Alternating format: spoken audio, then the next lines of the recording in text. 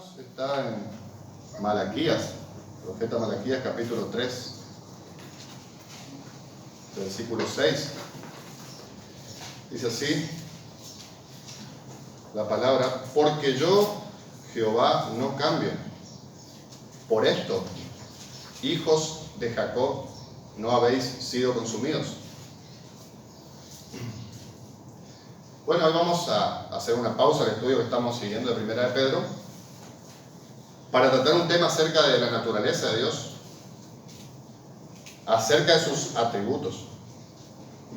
Y cuando hablamos de los atributos de Dios, nos referimos a las cualidades que son inherentes al ser de Dios. Son aquellas cualidades o atributos que hacen que Dios sea Dios, el Dios que se revela en las Escrituras, nuestro Dios. ¿Y por qué es fundamental tener una comprensión clara y verdadera acerca de Dios, de quién es Él realmente? Porque no podemos servir y adorar a un Dios desconocido, ni podemos depositar nuestra confianza en Él. En la palabra, Dios nos revela cómo es Él y cómo no es. Cualquier intento de explicar a Dios o sus atributos fuera de la revelación que Él ha dado de sí mismo no sería otra cosa que una simple opinión humana. Y las opiniones e ideas humanas siempre son incorrectas cuando se trata de la comprensión de la naturaleza de Dios. Veamos un texto en Job 42:7. No lo busquen, lo leo. Y aconteció que después que habló Jehová estas palabras a Job, Jehová dijo a Elifaz temanita: mi ira se encendió contra ti y tus dos compañeros, porque no habéis hablado de mí lo recto, como mi siervo Job. En este pasaje Dios vindicó a Job porque él había hablado rectamente acerca de Dios, al rechazar el error de sus amigos. Pero dice también que la ira de Dios se encendió contra los tres amigos de Job, porque habían hecho falsas declaraciones acerca del carácter de Dios y de su persona, de sus atributos. Y también habían hecho por eso falsas acusaciones también contra Job. Ustedes conocen la historia. Simplemente recalcar eso, que la ira de Dios se había encendido contra los tres amigos porque habían hecho falsas declaraciones acerca del carácter y las obras de Dios. Es por eso que el descuido, cuando descuidamos tener un entendimiento correcto acerca de Dios, va a ocasionar que persigamos y adoremos a dioses ajenos, lo cual es contrario a su voluntad. Y eso vemos muy a menudo hoy en día. Por eso solamente lo que Dios ha escogido de sí mismo para ser revelado puede ser dado a conocer. Vemos en la Escritura que uno de sus atributos es que Dios es luz. Él es la luz en sí mismo, queriendo decir que Él es contrario a la oscuridad y al pecado y al mal, pero también que Él revela la información correcta de sí mismo. Él es luz. Él nos da a conocer sus atributos y su persona en las Escrituras. Pero no alcanza con tener solamente un conocimiento intelectual de Dios, porque eso se puede hacer leyendo las Escrituras, pero va más allá el entendimiento y el conocimiento que Dios requiere. Nos dice al respecto Arthur Pink que necesitamos algo más que un conocimiento teórico de Dios. El alma solo conoce verdaderamente a Dios cuando se rinde a Él, cuando se somete a su autoridad y cuando sus preceptos y mandamientos regulan todos los detalles de su vida.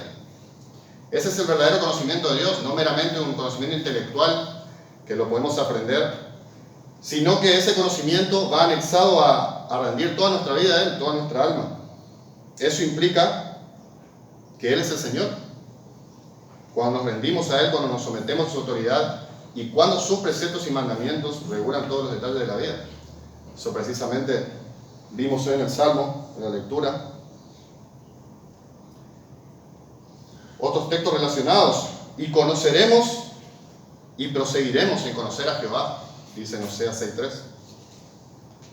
Allí en Juan 7:17, el que quiera hacer su voluntad conocerá. Y en Daniel 11:32, el pueblo que conoce a su Dios se esforzará. Es decir, que el conocimiento intelectual y también práctico y del sometimiento a Dios, dice la Escritura allí que nos va a llevar al esfuerzo. El conocimiento de Dios verdadero, dice, el que conoce a su Dios se esforzará. De manera que un claro y correcto entendimiento de Dios no solo es a fines informativos, sino que nos debe llevar a una sumisión creciente al Señor Jesucristo y a su voluntad revelada en su palabra. Y esto requiere esfuerzo. Esto requiere un esfuerzo de parte de nosotros. Como dice en el texto, el pueblo que conoce a su Dios se esforzará. Pero hay que aclarar que este esfuerzo, venimos viendo en la exposición de Pedro, que no es para ganar el favor de Dios. No nos esforzamos para ganar el favor de Dios porque sabemos que la salvación es un regalo inmerecido de Dios a su pueblo. Él lo da libremente por gracia. A aquellos que creen solamente. Una obra de gracia que es producida de principio a fin solo a través de la fe en la persona y en la obra de Cristo. Es por eso que aquellos que hemos sido bendecidos con esta salvación tan grande, deberíamos esforzarnos en crecer en este conocimiento de Dios, en este conocimiento verdadero de Dios revelado en su palabra.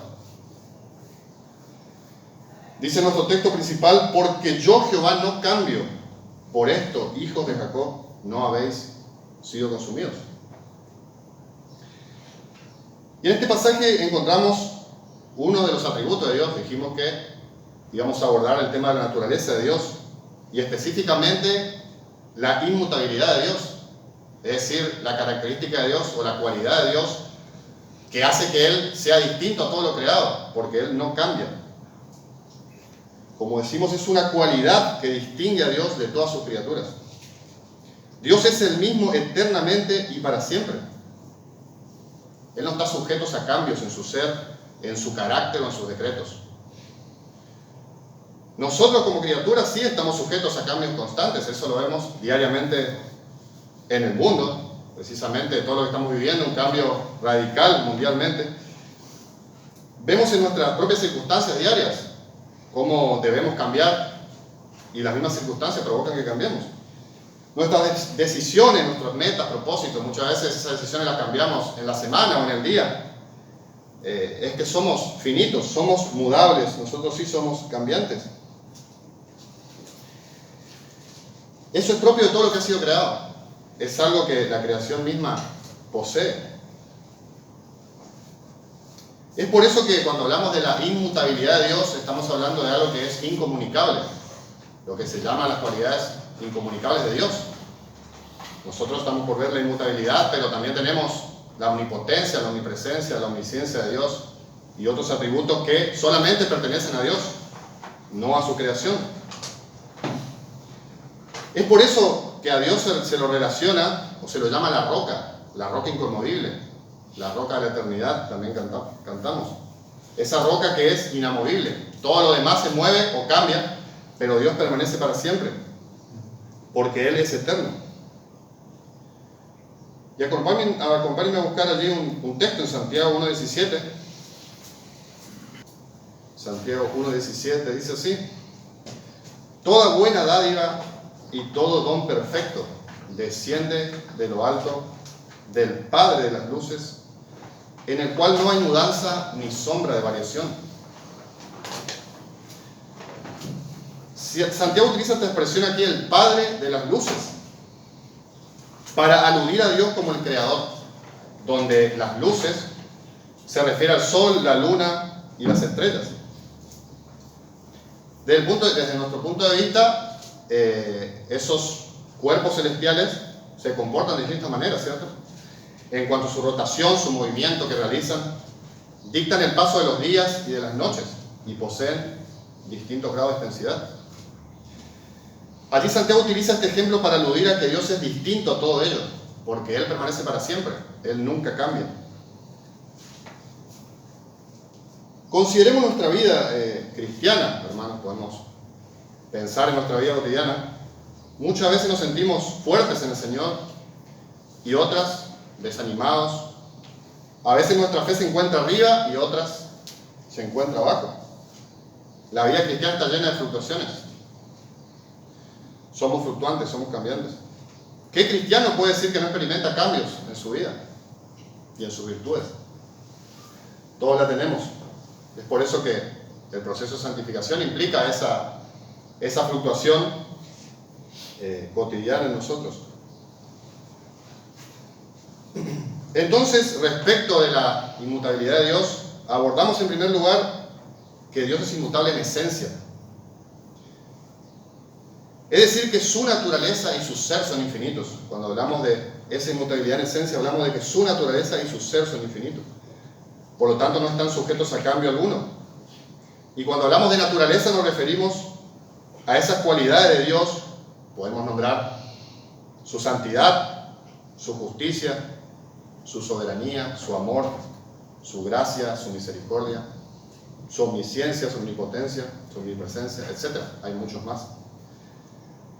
Cuando hablamos de su naturaleza y cuando hablamos del ser de Dios, estamos diciendo que Él existe como un solo Dios en tres personas: el Padre, el Hijo y el Espíritu Santo. Ese es el ser de Dios.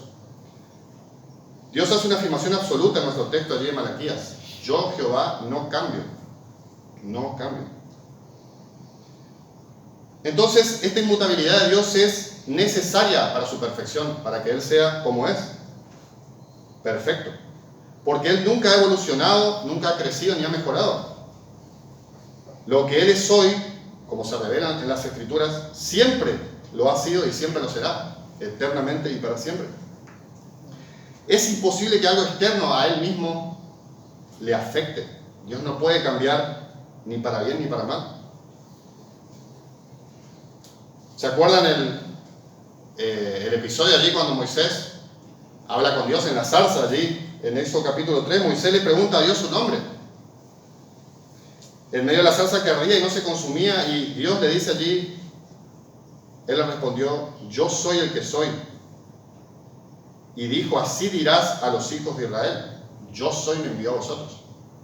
Yo soy. Dios se reveló por ese nombre: yo soy el que soy. Y esta declaración de Dios mismo tiene que ver con su autoexistencia y su eternidad. Su nombre se relaciona allí por eso. Él es el mismo Dios en todas las edades, en el correr del tiempo. El tiempo mismo no le afecta en absoluto, porque Él está obviamente fuera de lo que es el ámbito temporal y el espacio. Eso es en referencia a la inmutabilidad de Dios, a su esencia. También, en segundo lugar, otra característica es que Él es inmutable en sus atributos. Cualquiera sea la cualidad de Dios que estemos considerando, nombramos algunas anteriormente, antes que el universo fuera creado, es ahora exactamente el mismo y así permanecerá para siempre. Podemos dar tres ejemplos. Si hablamos de la fidelidad y de la verdad de Dios, nos dice la Escritura que para siempre, oh Jehová, permanece tu palabra en los cielos. De generación a generación es tu fidelidad. Salmo 119, 89. También nos dice la palabra que si nosotros somos infieles, Él permanece fiel. Si Dios no permaneciera fiel, ante nuestra infidelidad nadie podría llegar al final. Somos infieles, somos fluctuantes, pero Él permanece fiel, porque Él ha prometido guiar a su pueblo hasta el final, porque Cristo ha hecho propiciación por nuestros pecados, aquellos que hemos creído. El amor de Dios también es eterno e inmutable. Con amor eterno te he amado, por tanto te prolongué mi misericordia. Allí la palabra clave, con amor eterno. Dios ama eternamente. Su amor tampoco cambia. De hecho, la inmutabilidad de Dios afecta e impregna, mejor dicho, todos los atributos de Dios, porque Él es inmutable en cada uno de ellos. Jesús mismo, quien es Dios encarnado, Él allí en el aposento alto antes de ir a la cruz, Juan nos relata que en el primer versículo del capítulo 13 allí, refiriéndose a Jesús, como Él había amado a los suyos que estaban en el mundo, Él los amó hasta el fin, con un amor a perfección. La misericordia de Dios es eterna también para con los suyos. allí en Salmo 105, porque Jehová es bueno y para siempre es su misericordia y su verdad por todas las generaciones. Porque los montes se moverán y los collados temblarán, mas no se apartará de ti mi misericordia, ni el pacto de mi paz vacilará. Dijo Jehová, el que tiene misericordia de ti. Isaías 54:10. Entonces vimos allí 3 ejemplos, en cuanto a la fidelidad de Dios, en cuanto a su amor y en cuanto a su misericordia. Para relacionar esto de la inmutabilidad de Dios, vemos palabras clave como eternidad, como para siempre, de generación a generación. Él no cambia y Él ha decidido amarnos con un amor del pacto de la gracia, ¿sí? En virtud de los méritos de Cristo. Y en tercer lugar, Dios es inmutable en su consejo. Vimos en esencia en sus atributos y en su consejo, es decir, en los decretos que Él ha determinado. Con su consejo decimos que su voluntad nunca cambia. Lo que Él ha decretado desde la eternidad, nada ni nadie puede alterarlo. Buscamos un texto en Isaías, capítulo 36, versículo 10. Él es inmutable en su consejo.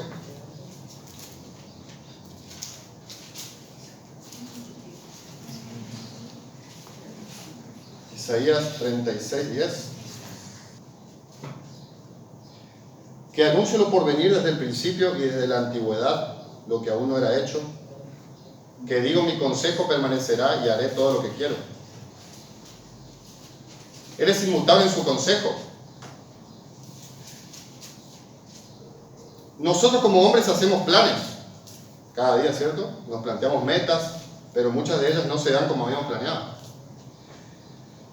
No podemos prever con exactitud ni siquiera lo que pasará mañana, en el resto del día. Tampoco tenemos el poder de llevar a cabo lo que nos proponemos.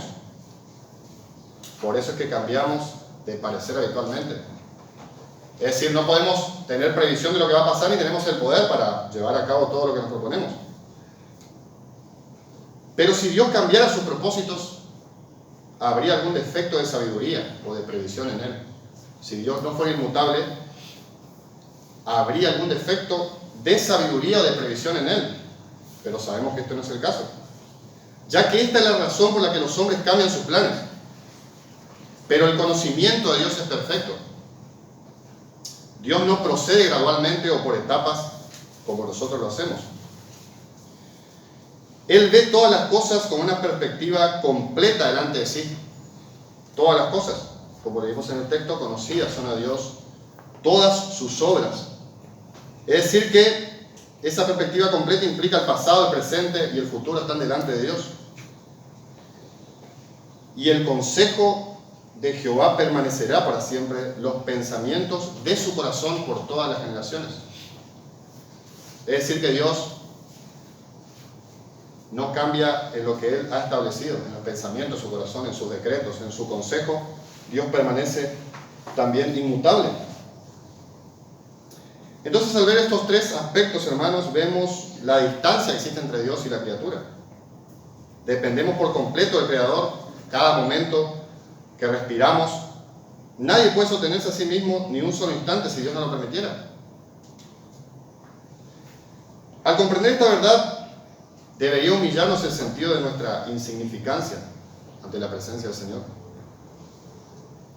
Ante esta verdad de que el consejo de Dios es inmutable y no puede cambiar ni anularse, surge la pregunta, o podemos hacer esta pregunta: ¿por qué entonces deberíamos esforzarnos y utilizar los medios de gracia disponibles si Dios ha establecido todo lo que sucederá, si Dios ha decretado todas las cosas? Porque el decreto de Dios no afecta mi esfuerzo.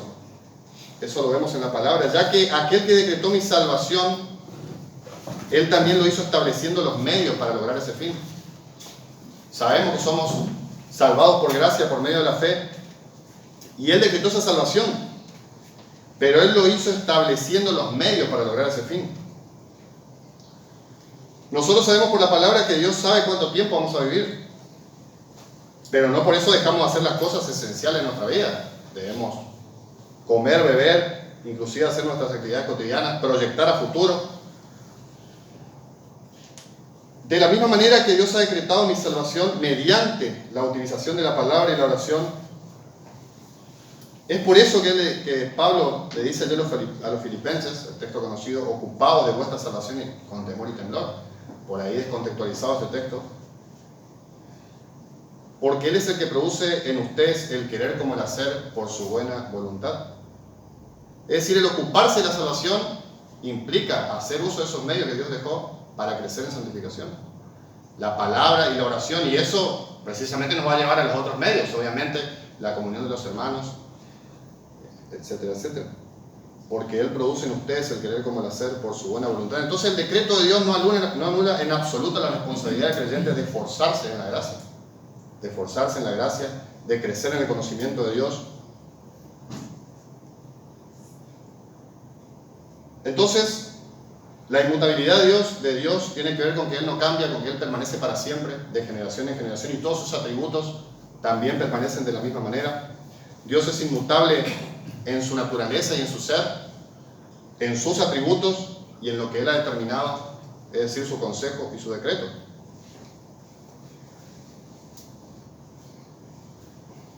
¿Qué aplicaciones podemos recabar de la exposición al ver esta excelencia de Dios? Primero, que Dios ha establecido dificultades para el bien de su iglesia. Dios ha establecido dificultades para el bien de su iglesia. Las aflicciones que Dios permite que le acontezcan a sus hijos son para santificarlos. Por tanto, debemos pedir al Señor fuerzas para atravesarlas. Buscamos allí en Juan 16:33.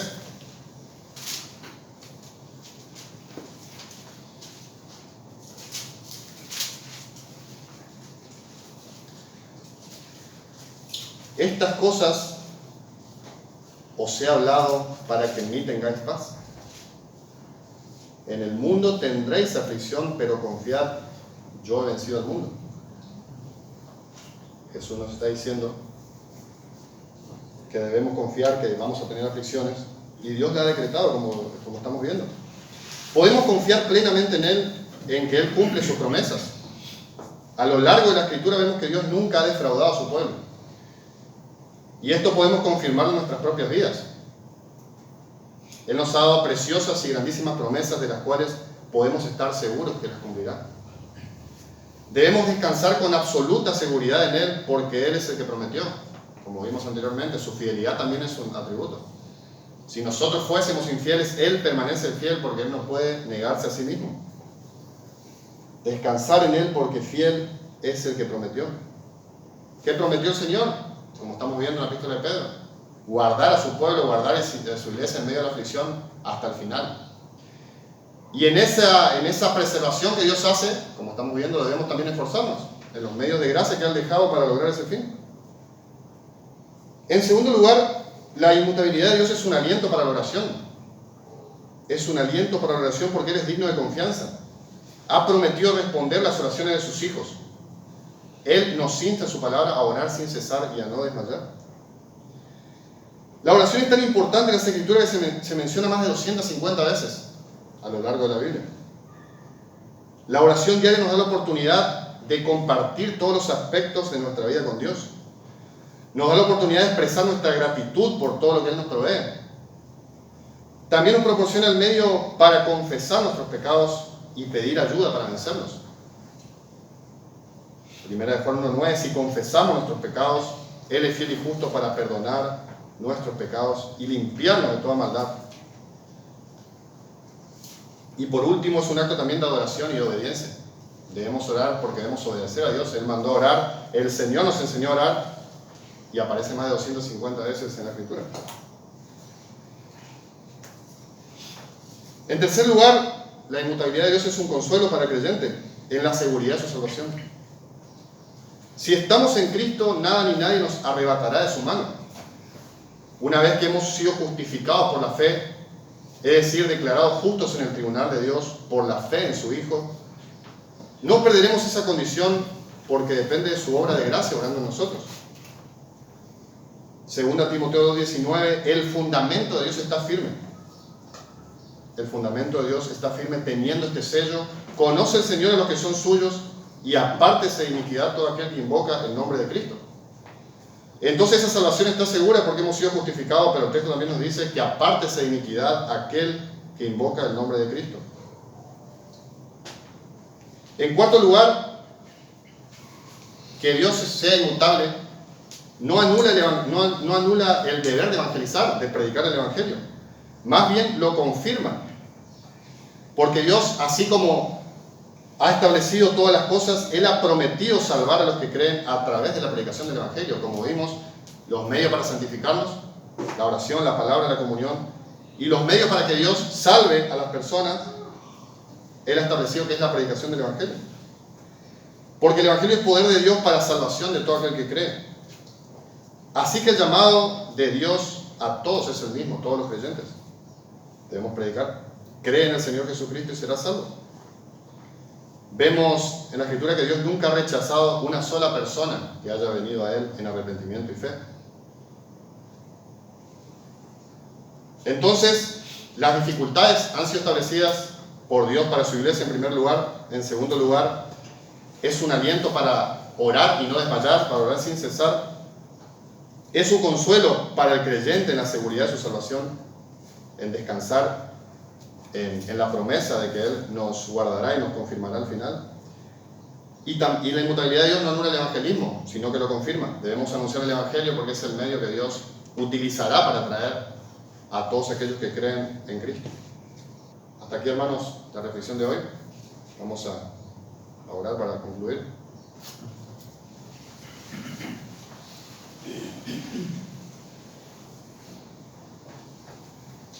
Te agradecemos, Señor, por tu palabra, porque podemos ver en ella, Señor, y conocerte, conocer cómo tú te has revelado a nosotros. Gracias porque la revelación más grande es en la persona de tu Hijo, Jesucristo, quien se hizo hombre, quien vivió una vida perfecta, sin pecado, que murió en la cruz, cargando la ira de Dios por todas nuestras transgresiones y resucitó para nuestra justificación. Te agradecemos por esa obra grandiosa, Señor. Gracias por tu palabra, porque vemos que tú eres el mismo ayer, hoy y por los siglos, que tú no cambias, y eso es un consuelo, Señor, para nosotros, que sí somos cambiantes, que sí somos fluctuantes, Señor. Podemos confiar en que tú eres la roca inconmovible, que permanece para siempre, Señor. Allí tenemos ese consuelo, que podamos esforzarnos en ello, Señor, sabiendo que tú produces el querer como el hacer por tu buena voluntad. Rogamos tu bendición para la iglesia, para los hermanos, y te agradecemos por todo, en el nombre de Jesús. Amén.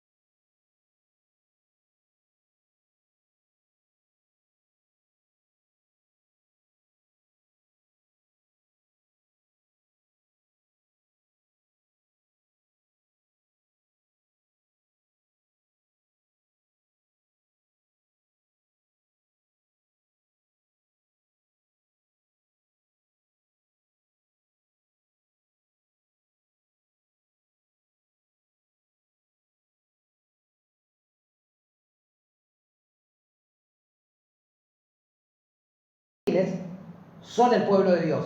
Y los que no